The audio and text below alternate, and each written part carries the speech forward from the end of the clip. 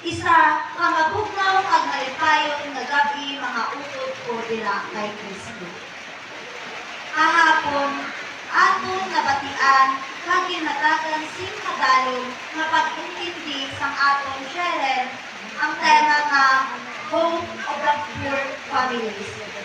Subong kagabi, aton abrihan ang atong mga kasing-kasing huna-huna kag galunggan sa pagpamati kag pagpamalandong sa tupiko nga Hope of the Sick, Elderly, and Abandoned. Ukon paglaom sa mga masakiton, mga tigulang kag mga abandonan.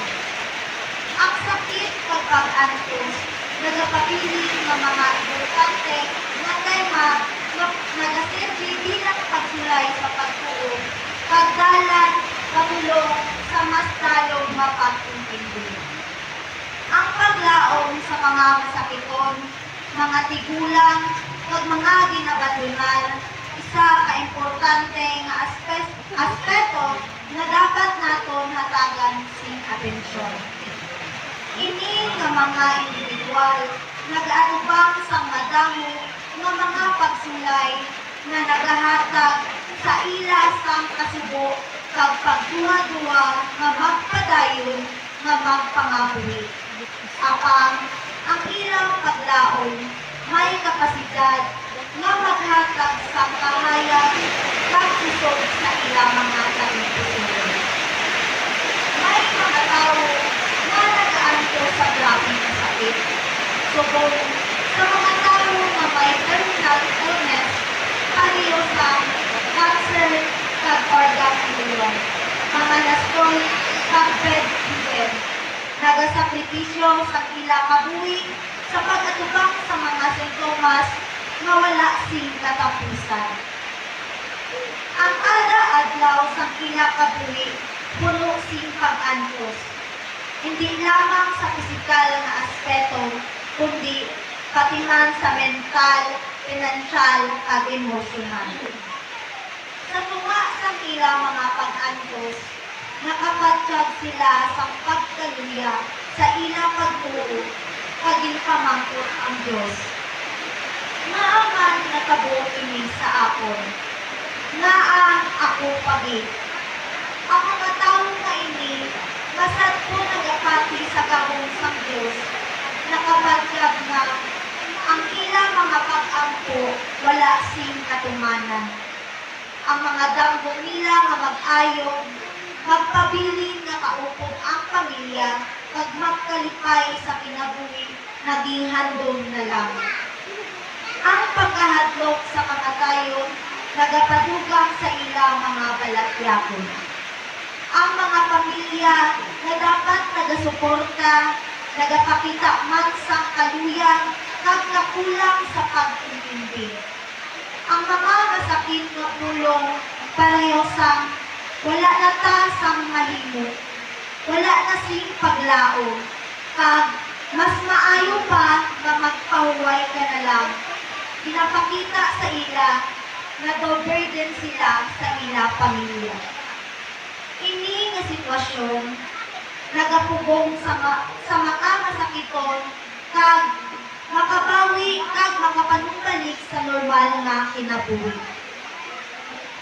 Masami nga ginahambal sa iban nga ang pag-antos isa ka silot.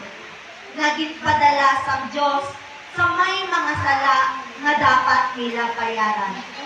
Apan suno sa ebanghelyo ni San Juan, sa panahon ni ginayon ni Jesus ang bulag nga tawo nga si Bartimeo, si Jesus mismo naghambal nga hindi tungod sang iya mga sala o kung sang mga sala sang iya ginikanan nga ang nabulag siya. Kundi nabulag siya agod makita ang gahom sang Dios paagi sa pag-ayo sa iya. Ang mga sakit mahimo magdala sa mga leksyon nga nagapapag-on sa atong relasyon sa Dios. Ang paghatag sang Dios sa atong kinabuhi bisan sa mga makaluluoy nga sitwasyon nagapakita nga may plano siya para sa aton. Kag nagapadayon sa pagpakita nga ang atong pagtuo bisan maluya mahimo makahatag sa kaayuhan kag kabag-uhan. Pareho sa mga masakiton, ang mga tigulang nga ginpabayan nagapangatubangan sa mga kasakit kag emosyonal nga kabudlayan.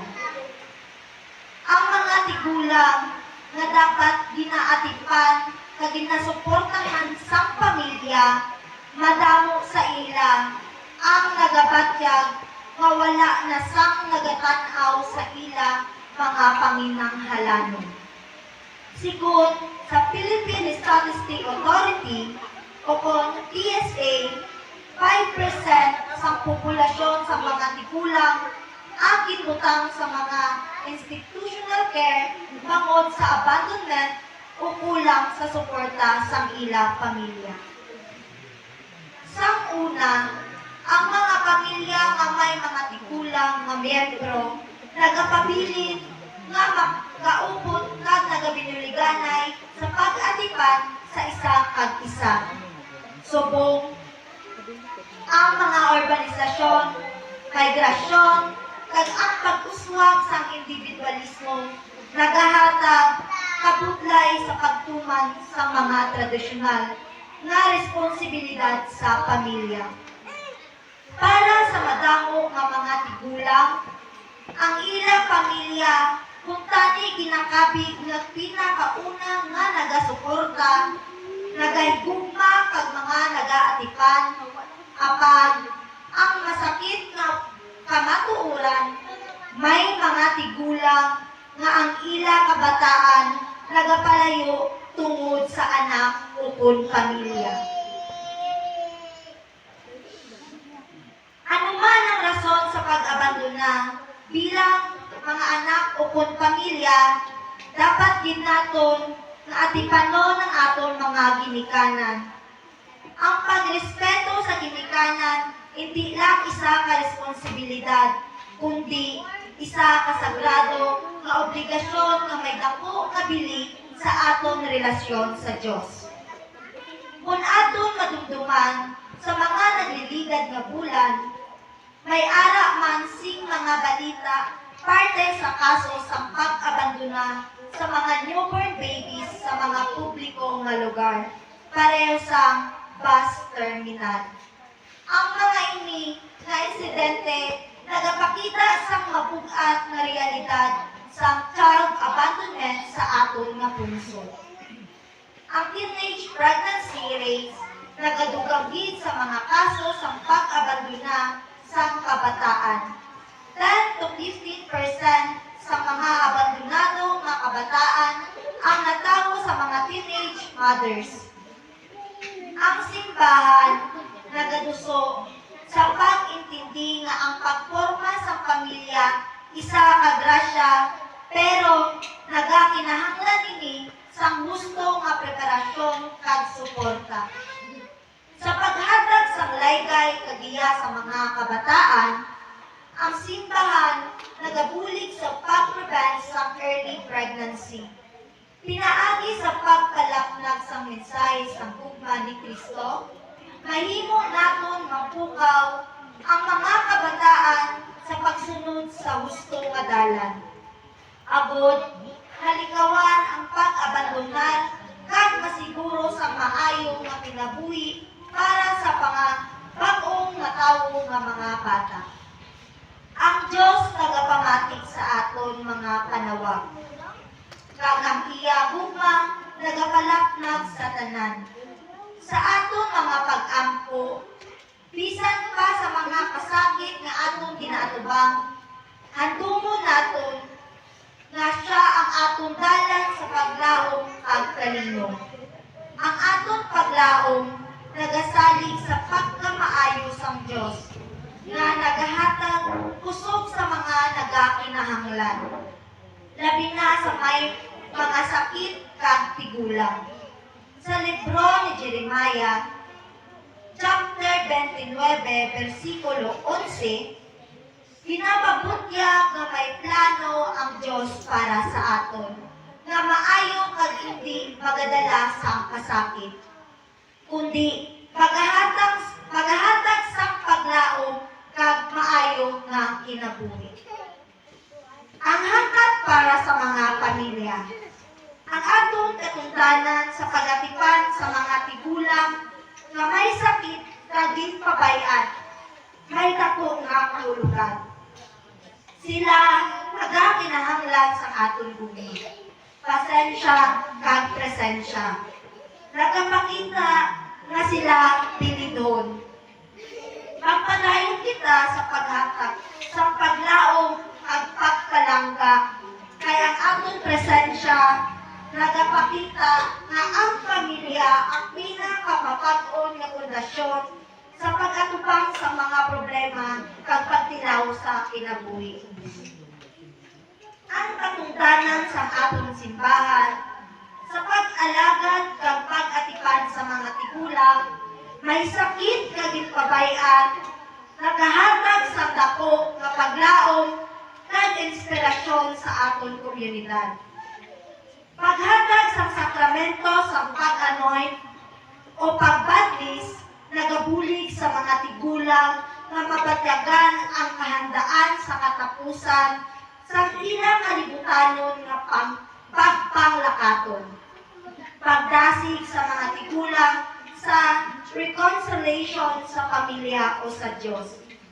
Ang kinabuhi ni Jesus na pinagin sa 3 katuig sa iya publiko nga ministeryo, amo ang isa kapadayon na encounter o pagtipon sa mga tao na iya nakilala ang mga masakitong na espesyal na lugar sa iya kasing-kasing. Isa ini kapamatuod sa iya pagpangabuhi na puno sa pagpalangga na binagid sa mga tao na tinatanaw sa sosyedad bilang mga marginalized o wala sang bilig. Ang atong dedikasyon sa pagpalapnag sa gugma ni Kristo nagapakita sa pagkamaayo kag pagkamapailubuson.